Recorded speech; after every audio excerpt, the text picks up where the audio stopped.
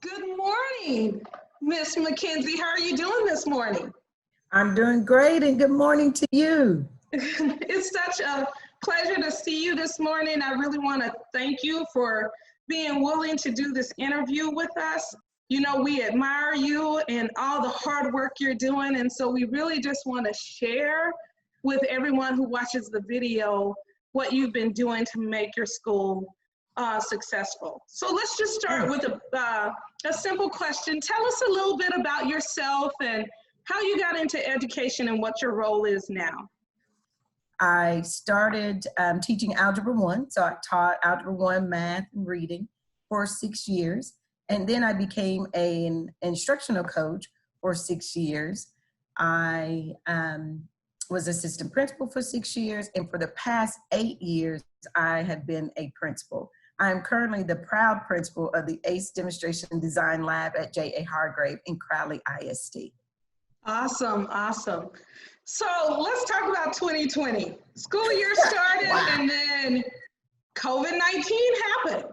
And all of a sudden we had to shift from providing education to students in buildings to virtual learning. Can you just tell us what you've done to support teachers, parents, and students through this transition and through this time? Well, the first thing we did was come together as a team, my leadership team, and really collaborated and identified some of the things that our teachers would need, our students and our parents would need to support them to be successful during this time. So once we identified what support our teachers needed with Google Classroom, Zoom, then we started to talk about what was our sense of normalcy. Providing that schedule of time for our students to participate, and then making sure that our parents were aware and the community was aware in regards to getting devices. We made phone calls, and so we just pretty much did a beginning of the school year wraparound services to begin this process with virtual learning. That's awesome. That's awesome. This year, as an ACE demonstration school, BRES came to you to provide you coaching services. And I want you to just walk us through what you experienced and what you have learned through the process and how it's benefited your team. Well, the experience for me is great, and it was great, and we continue to look forward to working with you again.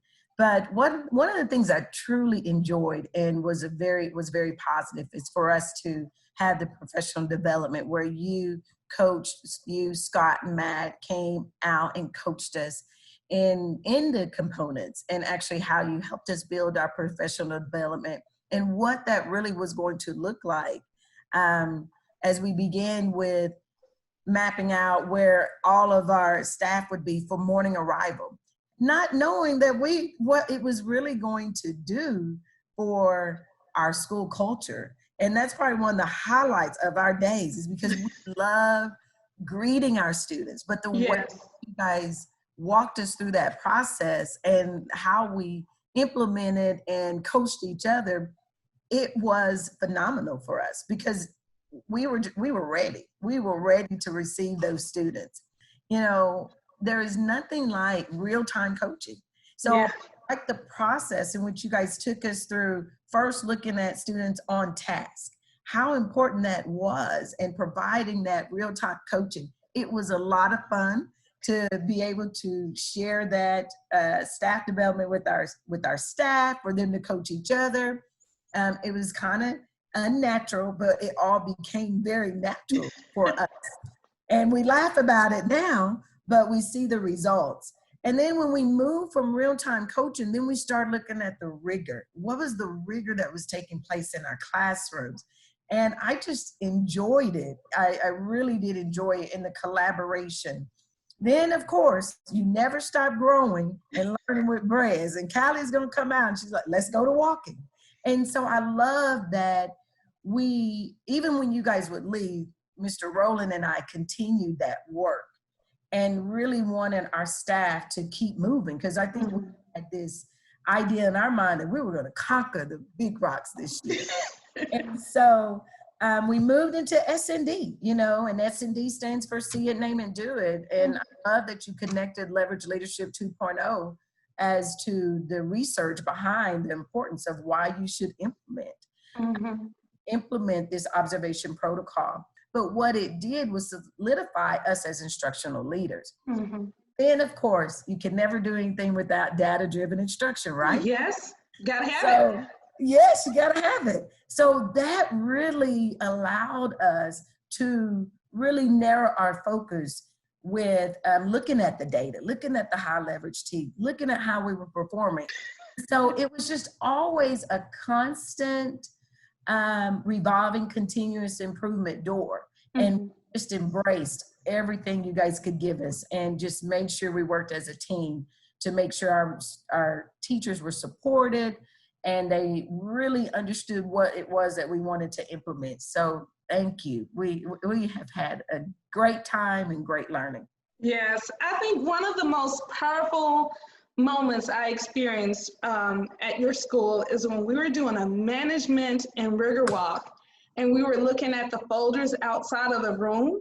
Yes. And over 90% of the folders had an LO, had their activity, had a DOL. And when we walked in the room, we saw the same thing on the boards. And I just remember feeling so excited and so proud to be able to experience that with you and your team. And also just when you would go back and immediately and tell them what they did or how they performed during the real-time coaching observation, and the joy that the teachers had on their faces, it was just phenomenal. Because I think at that moment, we also realized that we were all in this together. And our teachers had arrived to a point that it was just an aha moment. Yeah, it was just amazing to see, and for you to just push them and encourage them, and to see the growth. Because by the time right before COVID, we had met our metric of having 90% of students on task in the classroom. Yes, we did. Yes, and then to their folders, but I can't take that credit. Because one of the things that our ISS is just as passionate as you see me. We have a team that's just that passionate about the work we did. Because we set goals every week after you left, Callie. Wow. Really talk and discuss what we had learned, the feedback that you had given us, and how we could really help our teachers be successful. Yes. What brings those tears to my eyes, I think that's when I realized how much our teachers had embraced. They were all in. We had asked them to do. Yeah, we're transitioning to distant learning. How has the relationship with us as your coaches and your team evolved over time to support high achievement for your students? Well, one of the things that we so appreciate you guys. And when you come out, you had positive things to say. You know, you made me feel like I was the best principal in the nation. But not just I was the best principal, but that we had the best team. Yes. But we believed everything that that we were doing, and we lived it, and we breathed it, and it just became a part of who we were and were becoming. When you work in a rigorous level, you cannot go back because you see the results that you're getting. And so it's just very important to continue that pace of work to ensure that teachers were still receiving that type of support and continue the expectations that we held before we transitioned in student learning. Not only to continue the expectation with our teachers, but our students as well. What are you doing to prepare and make sure that students don't skip a beat when they come back? Well, one of the things that we're going to continue to do is continue the rigor of the structure for our students, and continue to find ways to enhance their social emotional needs for our students as well. But this summer, we have the opportunity to implement a Read to Win program with our pre-K through first grade. And then we're going to take our rising, as many as will participate, our second grade students, of course, who are going to third grade, and then third to fourth, those students, and then fourth to fifth. And we're going to create and implement an accelerated program for them, utilizing, identifying those high leverage tests in reading and math and fourth grade writing. And then we also going to add some exposure to science as well. But we're going to add what basic skills that the kids really are going to need in order to move them towards being exposed to the accelerated tests. And so we're going to take that first week and actually build upon those basic skills, but we're going to go right into the rigor. I love it. I absolutely love it. Just with everything that you've experienced with BRES and with everything that you've gone through with COVID-19 and with all of the learning that you've just discussed, what are you most proud of?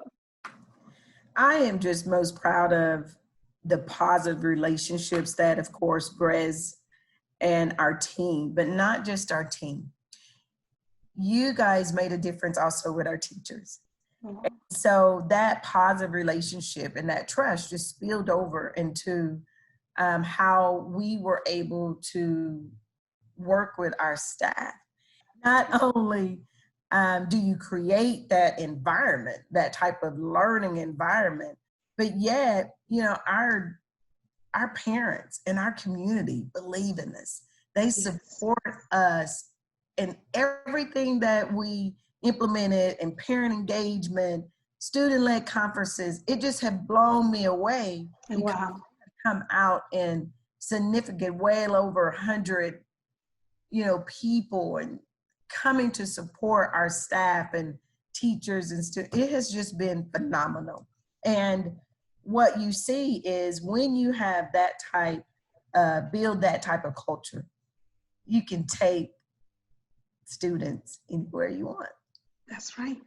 Mm-hmm. They will achieve. They do achieve, and they have your expectations, and they do it with like no big deal. Yeah. And one thing I learned is it matters. It starts with us. Mm-hmm. And as long as we set that high expectation, they don't know nothing but to just meet it and motivate them, encourage them. So I'm so proud of our students as well. Awesome, awesome. So here's my final question. Okay. For principals who are out there trying to figure out what is the most important leader move that would make a tremendous difference for their students, for their teachers and parents in their building, what would be your advice? Well, all the planning that we prepare and do when school starts, I live in those details. I live in the details of the planning and of the work. So you can't stop living in the details of the planning and the work to meet your goals, to meet the expectations. You may modify your plan, but not your goal. Yeah. And even when you feel like you can't do no more, you do more. Mm-hmm. You always listen to what you feel is right. And one of the things that I just refused to do was change our plan. Yeah. And not, and I wasn't going to change the details. I wasn't going to change the rigor in which we continued which we began the work. It was just a different platform for us. Yeah. The learning was still going to occur. And not only did I want to make sure it occurred for our teachers and students, it was important that we could do it as a team, leadership team, that we could still lead them and guide them. And so living in the details of your work is my passion. And it's kind of like a research project for me. What happens? Yes. What happens in this time? One thing I can say is we continued to push our teachers. We continue to push ourselves. And I wouldn't have it any other way because Yes. it was our norm. It was our norm. So if you know me, and Callie, I know you know me, Yes. I love what I do, but we don't create those plans for them to just sit on the shelf. That's right. Create those plans for them to wake up and be alive. Mm-hmm. Actually be implemented, to see the work in which we have done that we're very proud of this year. Yeah.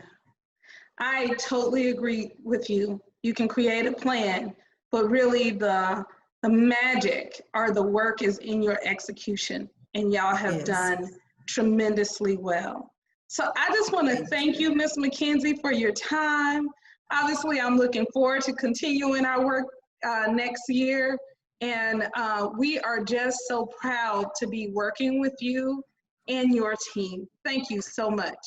Well, thank you.